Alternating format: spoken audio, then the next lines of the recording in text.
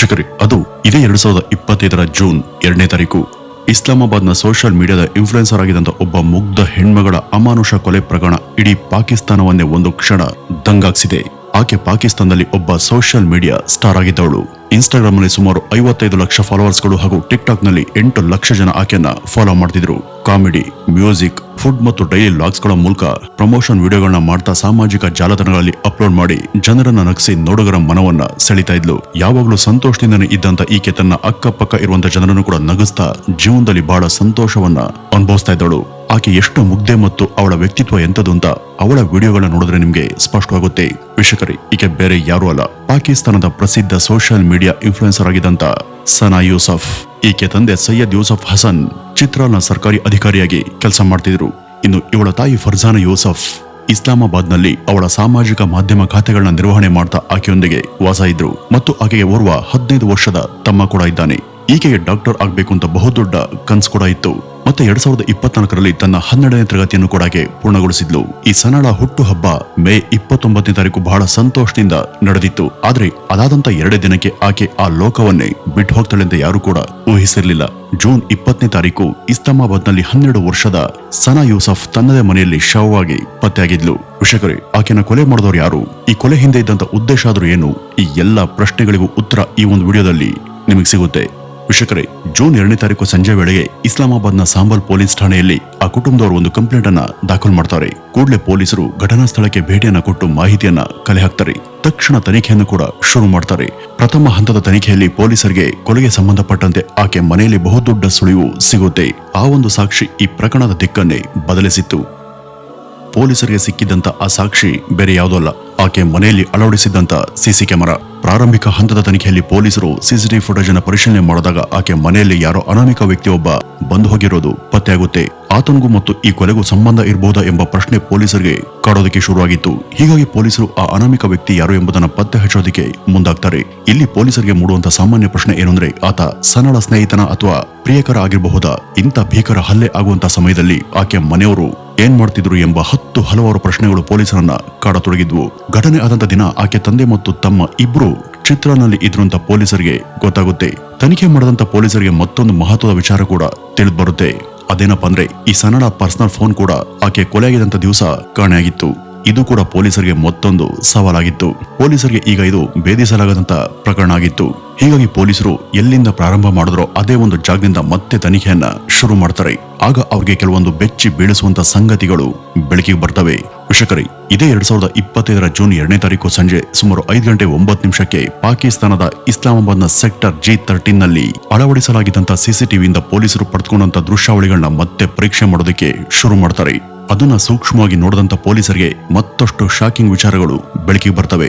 CCTV ದೃಶ್ಯದಲ್ಲಿ ಕಂಡಿದಂತ ಆ ಅಪರಿಚಿತ ವ್ಯಕ್ತಿಯನ್ನ ಪೊಲೀಸರು ಹುಡುಕೋದಿಕ್ಕೆ ಮುಂದಾಗ್ತಾರೆ. ಪ್ರಾರಂಭದಲ್ಲಿ ಸನಳ ಕುಟುಂಬಕ್ಕೆ ಈ ಒಂದು ಹತ್ಯೆ ಹಿಂದೆ ಯಾರಿದ್ದಾರೆ ಎಂಬುದರ ಬಗ್ಗೆ ಸ್ಪಷ್ಟವಾದಂತ ಮಾಹಿತಿ ಇರಲಿಲ್ಲ. ವೀಕ್ಷಕರೇ, ಒಂದ್ ಟೈಮಲ್ಲಿ ಭೂಮಿಯಲ್ಲಿ ಹೂಡಿಕೆ ಮಾಡಿದ್ರೆ ಮಾತ್ರ ಲಾಭ ಸಿಗುತ್ತೆ ಅಂತ ನಂಬ್ತಾ ಇದ್ವಿ. ಆದ್ರೆ ಈಗ ಪರಿಸ್ಥಿತಿ ಬದಲಾಗಿದೆ. ಈಗ ಉತ್ತಮ ಕಂಪನಿಗಳ ಷೇರುಗಳಲ್ಲಿ ಹೂಡಿಕೆಯನ್ನ ಮಾಡಿದ್ರೆ ನಿಮ್ಗೆ ಸಾಕಷ್ಟು ಲಾಭ ಸಿಗುತ್ತೆ. ಉದಾಹರಣೆಗೆ, ನೀವು 5 ವರ್ಷಗಳ ಹಿಂದೆ ಟಾಟಾ ಮೋಟಾರ್ಸ್ ನಲ್ಲಿ 1 ಲಕ್ಷ ರೂಪಾಯಿ ಹೂಡಿಕೆಯನ್ನ ಮಾಡಿದಿದ್ರೆ ಇವತ್ತಿಗೆ ಅದು 7 ಲಕ್ಷ ರೂಪಾಯಿ ಆಗ್ತಾ ಇತ್ತು. ಅಂದ್ರೆ ಸುಮಾರು 700% ರಿಟರ್ನ್ ಸಿಗ್ತಾ ಇತ್ತು. ಇಂಥ ಲಾಭಗಳು ಚಿನ್ನ, ಫಿಕ್ಸ್ಡ್ ಡೆಪಾಸಿಟ್ ಅಥವಾ ರಿಯಲ್ ಎಸ್ಟೇಟ್ ನಲ್ಲಿ ಸಾಧ್ಯ ಇಲ್ಲ. ನೀವು ಷೇರು ಮಾರುಕಟ್ಟೆಯಲ್ಲಿ ಸರಿಯಾದ ತಿಳುವಳಿಕೆಯನ್ನು ಹೊಂದಿದ್ರೆ ಉತ್ತಮ ಲಾಭವನ್ನ ಗಳಿಸಬಹುದು. ವೀಕ್ಷಕರೇ, ನೀವು ಕೂಡ ಹೂಡಿಕೆ ಮಾಡಿ ಲಾಭವನ್ನು ಗಳಿಸೋದಕ್ಕೆ ಇಚ್ಛಿಸ್ತಾ ಇದ್ರೆ ಡಿಸ್ಕ್ರಿಪ್ಷನ್ ಬಾಕ್ಸ್ ಅಲ್ಲಿ ಕೊಟ್ಟಿರುವಂತಹ ಲಿಂಕ್ ಮೇಲೆ ಕ್ಲಿಕ್ ಮಾಡಿ ಏಂಜಲ್ ಒನ್ ನಲ್ಲಿ ಉಚಿತ ಡಿಮ್ಯಾಟ್ ಖಾತೆಯನ್ನ ತೆರೆಯಿರಿ.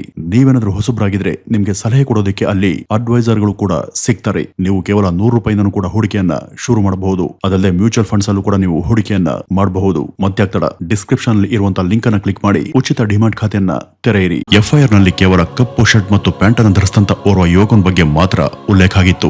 ಹೀಗಾಗಿ ಪೊಲೀಸರು 113 ಸಿಸಿಟಿವಿ ಕ್ಯಾಮೆರಾಗಳನ್ನ ಪರಿಶೀಲನೆ ಮಾಡ್ತಾರೆ. ಮತ್ತೆ ಮೊಬೈಲ್ ನೆಟ್ವರ್ಕ್ ಅನ್ನ ಬಳಸಿ ಫೈಸಲಾಬಾದ್ ನಲ್ಲಿ ಅವನನ್ನ ಪತ್ತೆ ಹಚ್ಚುತ್ತಾರೆ. ಜನಾನ್ವಾಲಾ ಎಂಬ ಸ್ಥಳದಲ್ಲಿ ಆ ಯುವಕನನ್ನ ಬಂಧಿಸ್ತಾರೆ. ಈ ಒಂದು ಪ್ರಕರಣದ ಕುರಿತಾಗಿ ಪೊಲೀಸರು ಆತನ ಬಳಿ ವಿಚಾರಣೆ ಮಾಡೋದಕ್ಕೆ ಮುಂದಾಗ್ತಾರೆ. ಆದ್ರೆ ಪ್ರಾರಂಭದ ಹಂತದಲ್ಲಿ ಯಾವುದೇ ಮಾಹಿತಿಯನ್ನು ಆತ ಪೊಲೀಸರಿಗೆ ಕೊಡೋದಿಲ್ಲ. ನಂತರ ಅವರು ತಮ್ಮದೇ ಶೈಲಿಯಲ್ಲಿ ವಿಚಾರಣೆಯನ್ನ ಶುರು ಮಾಡಿದಾಗ ಆತ ಒಂದಷ್ಟು ದಂಗಾಗುವಂತ ಮಾಹಿತಿಗಳನ್ನ ಪೊಲೀಸರ ಮುಂದೆ ಬಿಚ್ಚಿಟ್ಟಿದ್ದ. ವೀಕ್ಷಕರೇ, ಆತನ ಹೆಸರು ಉಮರ್ ಹಯಾತ್. ಘಟನೆ ಆಗುವಂತ ಸಂಜೆ ಸನಾ ಯೂಸಫ್ ಇಸ್ಲಾಮಾಬಾದ್ ನಲ್ಲಿ ಇದ್ದಂತ ತನ್ನ ಮನೆಯಲ್ಲಿ ಇದ್ಲು. ಅದೇ ಸಮಯದಲ್ಲಿ ಆಕೆ ತಾಯಿ ಮನೆ ಹತ್ರನೇ ಇದ್ದಂತ ಮಾರುಕಟ್ಟೆಗೆ ದಿನ ನಿತ್ಯದ ಸಾಮಗ್ರಿಗಳನ್ನ ಖರೀದಿ ಮಾಡೋದಕ್ಕೆ ಹೋಗಿದ್ರು. ಅಂಗಡಿ ಹತ್ರ ಇದ್ದಂತ ಕಾರಣ ಯಾರು ಕೂಡ ಅವರ ಮನೆಯ ಮೇನ್ ಗೇಟ್ ಅನ್ನ ಲಾಕ್ ಮಾಡಿರಲಿಲ್ಲ. ಇದೇ ಒಂದು ಸಮಯಕ್ಕಾಗಿ ಕಾದು ಕೂತಿದಂತ ಈ ಉಮರ್ ಆಕೆ ಮನೆ ಮುಂದೆ ಬೆಳೆದಿದಂತ ಪೊದೆಗಳ ಹಿಂದೆ ಗಂಟೆಗಟ್ಟಲೆ ಅಡಗಿ ಕೂತಿದ್ದ. ಯಾರು ಕೂಡ ಇಲ್ದಂತ ಸಮಯವನ್ನ ನೋಡಿ ಆ ಮನೆಯೊಳಗೆ ಆತ ಹೋಗ್ತಾನೆ. ಆದ್ರೆ ಆ ಒಂದು ಸಮಯದಲ್ಲಿ ಆಕೆ ಮನೆಯಲ್ಲಿ ಇದ್ದದ್ದು ಆಕೆ ಆಂಟಿ ಲತೀಫಾ ಶಾ ಮತ್ತು ಸನಾ ಮಾತ್ರ. ಆತ ಬಹಳ ಧೈರ್ಯದಿಂದ ಸನಾಳ ಆಂಟಿಯ ಬಳಿ ಬಂದು ಸನಾ ಎಲ್ಲಿದ್ದಾಳೆ ಅಂತ ಕೇಳ್ತಾನೆ. ಅವನನ್ನು ನೋಡಿದಂತ ಲತೀಫಾ ಈತ ಸನಾಳ ಸ್ನೇಹಿತ ಇರಬೇಕು ಅಂತ ಭಾವಿಸಿ ಸನಾ ಮೇಲಿನ ರೂಮ್ ನಲ್ಲಿ ಇದ್ದಾಳೆ ಅಂತ ಹೇಳಿದ್ರು. ಆತ ನೇರವಾಗಿ ಸನಾಳ ರೂಮಿಗೆ ಹೋಗ್ತಾನೆ. ಕೆಲವೇ ನಿಮಿಷಗಳಲ್ಲಿ ಅವರಿಬ್ಬರ ಮಧ್ಯೆ ಜಗಳ ಶುರುವಾಗುತ್ತೆ. ಇದೇ ಸಮಯದಲ್ಲಿ ಲತೀಫಾ ಅವನಿಗೆ ಕುಡಿಯೋದಕ್ಕೆ ನೀರನ್ನ ತೆಗೆದುಕೊಂಡು ಹೋಗುವಾಗ ಆಕೆಗೆ ಸನಾ ಹೇಳದಂತ ಮಾತು ಸ್ಪಷ್ಟವಾಗಿನೇ ಕೇಳಿಸುತ್ತೆ. ಅದೇನಪ್ಪ ಅಂದ್ರೆ, ದಯವಿಟ್ಟು ಸಮಾಧಾನದಿಂದ ಕೂತ್ಕೊಳ್ಳಿ, ಮೊದಲು ನೀರನ್ನ ಕುಡಿಯಿರಿ, ಶಾಂತಿಯಿಂದ ವರ್ತನೆ ಮಾಡಿ, ಮನೆಯಲ್ಲಿ ಎಲ್ಲಾ ಕಡೆ ಸಿಸಿಟಿವಿ ಕ್ಯಾಮೆರಾ ಇದೆ ಅಂತ ಆಕೆ ಹೇಳ್ತಾಳೆ. ಆದ್ರೆ ಇದೇ ಸನಾಳ ಕೊನೆಯ ಮಾತು ಅಂತ ಆಕೆ ಊಹಿಸಿರ್ಲಿಲ್ಲ. ಬಹಳ ಕೋಪದಲ್ಲಿದ್ದಂತ ಆ ವ್ಯಕ್ತಿ ತನ್ನ ಬಳಿದಂತ ಗನ್ನಿಂದ ಸನಾಳ ಎದೆಗೆ 2 ಬಾರಿ ಗುಂಡನ್ನ ಹಾರಿಸಿದ್ದ. ಗುಂಡಿನ ಶಬ್ದ ಕೇಳಿದ ಕೂಡಲೇ ಆಕೆ ಆಂಟಿ ಅಲ್ಲಿಯೇ ಓಡ್ಬಂದು ನೋಡಿದಾಗ ಸನಾ ರಕ್ತದ ಮಡುವಲ್ಲಿ ಮಲಗಿದ್ಲು. ಅವನು ಸನಾಳ ಮೊಬೈಲ್ ಫೋನ್ ಅನ್ನ ಎತ್ಕೊಂಡು ಅಲ್ಲಿಂದ ತಪ್ಪಿಸ್ಕೊಂಡು ಹೋಗೋದಿಕ್ಕೆ ಮುಂದಾದಾಗ ಆಕೆ ಆಂಟಿ ಅವನನ್ನ ತಡೆಯೋದಿಕ್ಕೆ ಪ್ರಯತ್ನ ಪಡ್ತಾರೆ. ಆಗ ಇವನು ಅವ್ರಿಗೂ ಕೂಡ ಗನ್ನನ್ನು ತೋರಿಸಿ ಅಲ್ಲಿಂದ ತಪ್ಪಿಸ್ಕೊಂಡು ಓಡ್ ಹೋಗ್ತಾನೆ. ಈ ಒಂದು ದೃಶ್ಯ ಕೂಡ ಸಿಸಿಟಿವಿಯಲ್ಲಿ ಸೆರೆಯಾಗಿತ್ತು. ಅಕ್ಕಪಕ್ಕದ ಮನೆಯವರು ಗುಂಡಿನ ಶಬ್ದ ಕೇಳಿದ ಕೂಡಲೇ ಸ್ಥಳಕ್ಕೆ ಧಾವಿಸ್ತಾರೆ. ಅದೇ ಸಮಯಕ್ಕೆ ಸನಾಳ ತಾಯಿ ಕೂಡ ಅಲ್ಲಿಗೆ ಬಂದಿದ್ರು. ಇದನ್ನೆಲ್ಲ ನೋಡದಂತ ಆಕೆ ತಾಯಿಗೆ ಆಕಾಶನ ತಲೆ ಮೇಲೆ ಬಿದ್ದಂತಾಗಿತ್ತು. ತಕ್ಷಣ ಈ ಸನಾಳನ್ನ ಆಸ್ಪತ್ರೆಗೆ ದಾಖಲು ಮಾಡ್ತಾರೆ. ಆಕೆನ ಪರೀಕ್ಷೆ ಮಾಡದಂತ ವೈದ್ಯರು ಸನಾ ಮೃತಪಟ್ಟಿರೋದನ್ನ ದೃಢಪಡಿಸ್ತಾರೆ. ಆದ್ರೆ ಅವಳನ್ನ ಮನೆ ಒಳಗೆ ನುಗ್ಗಿ ಹತ್ಯೆ ಮಾಡುವಷ್ಟು ದ್ವೇಷ ಆತನಿಗೆ ಏನಿತ್ತು, ಮತ್ತೆ ಆತ ಈಕೆಯನ್ನ ಕೊಂದು ಆಕೆ ಫೋನನ್ನ ಯಾಕಾಗಿ ತಗೊಂಡು ಹೋದ ಎಂಬ ಹಲವಾರು ಪ್ರಶ್ನೆಗಳು ಪೊಲೀಸರನ್ನ ಕಾಡ್ತಾನೆ ಇದ್ವು. ವಿಷಕರಿ, ಈ ಎಲ್ಲಾ ಪ್ರಶ್ನೆಗೆ ಆತ ಕೊಟ್ಟಂತ ಉತ್ತರ ಏನ್ ಗೊತ್ತಾ? ಘಟನೆ ಆಗುವಂತ 1 ವರ್ಷದ ಹಿಂದೆ ಸನಾಳಿಗೆ ಇನ್ಸ್ಟಾಗ್ರಾಮ್ನಿಂದ ಒಂದು ಮೆಸೇಜ್ ಬಂದಿತ್ತು. ಆ ಒಂದು ಮೆಸೇಜ್ ನಿಂದನೇ ಈ ಒಂದು ಕತೆ ಶುರುವಾಗುತ್ತೆ. ಸನಾಳಿಗೆ ಮೆಸೇಜ್ ಅನ್ನ ಮಾಡಿದ್ದು 21 ವರ್ಷದ ಈ ಉಮರ್ ಹಯತ್ ಎಂಬ ವ್ಯಕ್ತಿ. ಈತ ಯಾರು, ಇವನ ಹಿನ್ನೆಲೆ ಏನು ಅಂತ ನಾವು ನೋಡುವುದಾದ್ರೆ, ಈ ಉಮರ್ ತನ್ನ ತಂದೆಯ 4ನೇ ಹೆಂಡತಿಯ ಕೊನೆ ಮಗ ಆಗಿದ್ದ. ವಿಷಕರಿ, ಇದನ್ನು ಕೇಳಿ ನೀವು ನಗಬಹುದು, ಆದ್ರೆ ಪಾಕಿಸ್ತಾನದಲ್ಲಿ ಇದೆಲ್ಲ ಕಾಮನ್. ಅಲ್ಲಿ ಒಬ್ಬೊಬ್ಬರಿಗೆ 3 4 ಜನ ಅಷ್ಟೇ ಯಾಕೆ 10 ಜನ ಹೆಂಡತಿರು ಕೂಡ ಇರ್ತಾರೆ. ಇನ್ನು ಈ ಉಮರ್ನ ತಾಯಿ 2 ವರ್ಷಗಳ ಹಿಂದೆ ಮೃತರಾಗಿದ್ರು. ಅವನ ತಂದೆ ನಿವೃತ್ತ ಸರ್ಕಾರಿ ನೌಕರ. ತಂದೆ ಪಿಂಚಣಿಯಿಂದ ಬಂದಂತ ಹಣದಿಂದನೇ ಈ ಉಮರ್ ಜೀವನವನ್ನ ಸಾಗಿಸ್ತಿದ್ದ. ಅವನಿಗೆ ಯಾವುದೇ ಕೆಲಸ ಇರ್ಲಿಲ್ಲ. ದಿನವಿಡೀ ಸೋಮಾರಿಯಂತೆ ಸುತ್ತಾಡ್ಕೊಂಡು ಇರ್ತಿದ್ದ. ಆತನಿಗೆ ತೋರಿಕೆ ಮತ್ತು ಆಡಂಬರದ ಜೀವನದ ಶೋಕಿ ತುಂಬಾ ಇತ್ತು. ಇತ್ತೀಚೆಗೆ ಅವನ ತಂದೆ ಒಂದು ಚಿಕ್ಕ ಜಾಗವನ್ನು ಕೂಡ ಮಾರಿದಾಗ ಆ ಒಂದು ಹಣವನ್ನು ಈ ಉಮರ್ ಐಫೋನ್ ಅನ್ನ ಖರೀದಿ ಮಾಡೋದಕ್ಕೆ ಬಳಸಿದ್ದ. ಇಷ್ಟಲ್ಲದೆ ಸೋಷಿಯಲ್ ಮೀಡಿಯಾದಲ್ಲಿ ಶೋ ಆಫ್ ಅನ್ನ ಮಾಡಬೇಕು ಅಂತ ಬಾಡಿಗೆಗೆ ಕಾರುಗಳನ್ನ ತಗೊಂಡು ಟಿಕ್ ಟಾಕ್ ವಿಡಿಯೋಗಳನ್ನ ಹುಡುಗಿಯರೊಂದಿಗೆ ಶೂಟ್ ಮಾಡ್ತಿದ್ದ. ಬ್ರಾಂಡ್ ಕೊಲಾಬರೇಷನ್ ಹೆಸರಲ್ಲಿ ಹುಡುಗಿಯರ ಜೊತೆ ಶೋಕಿಯನ್ನ ಮಾಡ್ತಿದ್ದ. ಅವನು ವಾಸ ಮಾಡ್ತಾ ಇದ್ದದ್ದು ಫೈಸಲಾಬಾದ್ ನ ಜರನ್ವಾಲಾದಲ್ಲಿ. ಅಲ್ಲಿ ತಾನೊಬ್ಬ ಪ್ರಾಪರ್ಟಿ ವ್ಯಾಪಾರಿ ಅಂತ ಸುಳ್ಳನ್ನ ಹೇಳಿ ಪ್ರಚಾರವನ್ನ ಮಾಡ್ಕೊಂಡಿದ್ದ. ಅಲ್ಲಿರುವಂತ ಶ್ರೀಮಂತ ನಗರಗಳಿಗೆ ಹೋಗಿ ಐಷಾರಾಮಿ ಕಾರ್ ಮತ್ತು ಮನೆಗಳಿರುವಂತಹ ಸ್ಥಳದ ಮುಂದೆ ನಿಂತು ತನ್ನದೇ ಎಂಬಂತೆ ವಿಡಿಯೋವನ್ನ ಮಾಡಿ ಸೋಷಿಯಲ್ ಮೀಡಿಯಾದಲ್ಲಿ ಹರಿಬಿಡ್ತಾ ಇದ್ದ. ಈ ಉಮರ್ ನಾನಾ ಹೆಸರಲ್ಲಿ ನಕಲಿ ಬ್ರಾಂಡ್ ಡೀಲ್ಗಳು ಮತ್ತು ಆಫರ್ಗಳ ಮೂಲಕ ಅನೇಕ ಹುಡುಗಿಯರೊಂದಿಗೆ ಇನ್ಸ್ಟಾಗ್ರಾಮ್ ನಲ್ಲಿ ಚಾಟಿಂಗ್ ಮಾಡ್ತಿದ್ದ. ಹೀಗೆ ಒಂದ್ ದಿವಸ ಆತನಿಗೆ ಸನಾನ ಪ್ರೊಫೈಲ್ ಇನ್ಸ್ಟಾಗ್ರಾಮ್ ನಲ್ಲಿ ಕಾಣಿಸುತ್ತೆ. ಈ ಸನಾ ದೊಡ್ಡ ಇನ್ಫ್ಲುಯೆನ್ಸರ್ ಆಗಿದ್ರಿಂದ ಉಮರ್ ಆಕೆನ ಸಂಪರ್ಕ ಮಾಡೋದು ಅಷ್ಟು ಸುಲಭ ಆಗಿರ್ಲಿಲ್ಲ. ಆದ್ರಿಂದ ಆತ ತಾನು ಒಂದು ಬ್ರಾಂಡ್ ನ ಪ್ರತಿನಿಧಿಯಿಂದ ಸುಳ್ಳು ಹೇಳಿ ಮೆಸೇಜ್ ಮಾಡ್ತಾನೆ. ಬಾಡಿಗೆ ಬಟ್ಟೆ, ಬಾಡಿಗೆ ಕಾರು, ಅದಷ್ಟೇ ಅಲ್ಲದೆ ಸಾಲ ಮಾಡಿರುವಂತಹ ಹಣ, ಈ ರೀತಿ ನಕಲಿ ಪ್ರೊಫೈಲ್ ನಿಂದ ಸೋಷಿಯಲ್ ಮೀಡಿಯಾದಲ್ಲಿ ಒಂದು ಸುಳ್ಳಿನ ಸಾಮ್ರಾಜ್ಯವನ್ನೇ ಆತ ಸೃಷ್ಟಿ ಮಾಡ್ಕೊಂಡಿದ್ದ. ಇನ್ಫ್ಲುಯೆನ್ಸರ್ ಆಗಿರುವಂತಹ ಸನಾಗೆ ಈ ರೀತಿಯ ಮೆಸೇಜ್ಗಳು ಸಾಮಾನ್ಯವಾಗಿ ಬರೋದ್ರಿಂದ ಸನಾ ಈ ಒಂದು ಮೆಸೇಜ್ ಬಗ್ಗೆ ತಲೆ ಕೆಡಿಸ್ಕೊಳ್ಳಿಲ್ಲ. ಸನಾ ಪ್ರೊಫೆಷನಲ್ ಆಗಿ ಉತ್ತರ ಕೊಡ್ತಾಳೆ, ಭೇಟಿಯಾಗೋದಕ್ಕೆ ಸ್ಪಷ್ಟವಾಗಿ ನಿರಾಕರಿಸ್ತಾಳೆ. ಆದ್ರೆ ಉಮರ್ ಈ ಒಂದು ತಿರಸ್ಕಾರವನ್ನು ಸಹಿಸಿಕೊಳ್ಳೋದಕ್ಕೆ ಸಿದ್ಧ ಇರಲಿಲ್ಲ. ಇದಾದ ನಂತರ ಕೂಡ ಸಾಕಷ್ಟು ನೆಪಗಳನ್ನ ಹೇಳ್ಕೊಂಡು ಆಕೆಗೆ ಪದೇ ಪದೇ ಮೆಸೇಜ್ಗಳನ್ನ ಕಳಿಸ್ತಾ ಇದ್ದ. ಆದ್ರೆ ಈ ಸನಾ ಮಾತ್ರ ಕ್ಷಮಿಸಿ, ನನಗೆ ಸಮಯ ಇಲ್ಲ, ನಾನು ತುಂಬಾ ಬ್ಯುಸಿ ಇದ್ದೀನಿ ಅಂತ ಹೇಳ್ತಾನೆ ಇದ್ಲು. ಈ ಉಮರ್ ಆಕೆ ಮೇಲಿದ್ದಂತ ಆಸಕ್ತಿಯನ್ನ ತನ್ನ ಸ್ನೇಹಿತರ ಬಳಿ ಕೂಡ ಹೇಳ್ಕೊಂಡಿದ್ದ. ಆತ ಸನಾಳಿಗೆ ಪ್ರತಿನಿತ್ಯ ಕೂಡ ಇನ್ಸ್ಟಾಗ್ರಾಮ್ ನಲ್ಲಿ ಮೆಸೇಜ್ ಹಾಗೂ ಕರೆಗಳನ್ನ ಮಾಡ್ತಿದ್ದ. ಆದ್ರೆ ಸನಾ ಮಾತ್ರ ಸ್ಪಷ್ಟವಾಗಿ ಆತನನ್ನ ಭೇಟಿಯಾಗೋದಿಲ್ಲ ಅಂತ ತಿಳಿಸಿದ್ಲು. ಮತ್ತೆ ಸನಾ ಈ ಒಂದು ವಿಚಾರದ ಕುರಿತು ತನ್ನ ಕುಟುಂಬದ ಬಳಿ ಕೂಡ ಹೇಳ್ಕೊಂಡಿದ್ಲು. ಒಬ್ಬ ಹುಡುಗ ತನಗೆ ಇನ್ಸ್ಟಾಗ್ರಾಮ್ ನಿಂದ ಮೆಸೇಜ್ ಹಾಗೂ ಕರೆಗಳ ಮೂಲಕ ತೊಂದರೆ ಕೊಡ್ತಿದ್ದಾನೆ ಅಂತ ತನ್ನ ತಂದೆ ಹಾಗೂ ತಾಯಿಗೆ ತಿಳಿಸಿದ್ಲು. ಕೊನೆಗೆ ಸನಾ ಆತನ ಮೆಸೇಜ್ಗಳಿಗೆ ರಿಪ್ಲೈ ನೀಡದೆ ನಿರ್ಲಕ್ಷ್ಯ ಮಾಡೋದಕ್ಕೆ ಪ್ರಾರಂಭಿಸ್ತಾಳೆ. ಆದ್ರೆ ಸನಾ ಇಲ್ಲಿ ಒಂದು ತಪ್ಪನ್ನ ಮಾಡಿದ್ಲು. ಅದೇನಪ್ಪ ಅಂದ್ರೆ, ಆತನ ಪರಿಚಯ ಆದಂತ ಸಮಯದಲ್ಲಿ ಈ ಸನಾ ತಾನು ಎಲ್ಲಿ ವಾಸ ಮಾಡ್ತಿದ್ದೇನೆ ಅಂತ ಹೇಳಿದ್ಲು. ಜೊತೆಗೆ ಸನಾಳ ಪೋಸ್ಟ್ಗಳು ಮತ್ತು ವಿಡಿಯೋಗಳ ಮೂಲಕ ಉಮರ್ ನಿಧಾನವಾಗಿ ಅವಳ ಜೀವನದ ಅನೇಕ ವಿವರಗಳನ್ನ ತಿಳಿದುಕೊಳ್ಳೋದಕ್ಕೆ ಮುಂದಾಗಿದ್ದ. ವಿಷಕರಿ, ಇದೇ 2025 ಮೇ 29ನೇ ತಾರೀಕು ಈ ಸನಾಳ ಹುಟ್ಟುಹಬ್ಬ ಇತ್ತು. ಈ ಉಮರ್ ಅವಳಿಗೆ ಸರ್ಪ್ರೈಸ್ ಅನ್ನು ಕೊಡಬೇಕು ಅಂತ ಸಾಕಷ್ಟು ಉಡುಗೊರೆಗಳನ್ನ ಖರೀದಿ ಮಾಡಿದ್ದ. ಫಾರ್ಚುನರ್ SUV ಕಾರನ್ನ ಬಾಡಿಗೆ ತಗೊಂಡು ಜರನ್ವಾಲಾದಿಂದ ಇಸ್ಲಾಮಾಬಾದ್ಗೆ 332 ಕಿಲೋಮೀಟರ್ ಪ್ರಯಾಣ ಮಾಡಿ ಅವಳನ್ನ ಭೇಟಿಯಾಗೋದಿಕ್ಕೆ ಬಂದಿದ್ದ. ಈ ಒಂದು ವಿಚಾರ ಗೊತ್ತಾದಂತ ಸನಾ ಅವನನ್ನ ಭೇಟಿಯಾಗೋದಿಕ್ಕೆ ನಿರಾಕರಿಸ್ತಾಳೆ.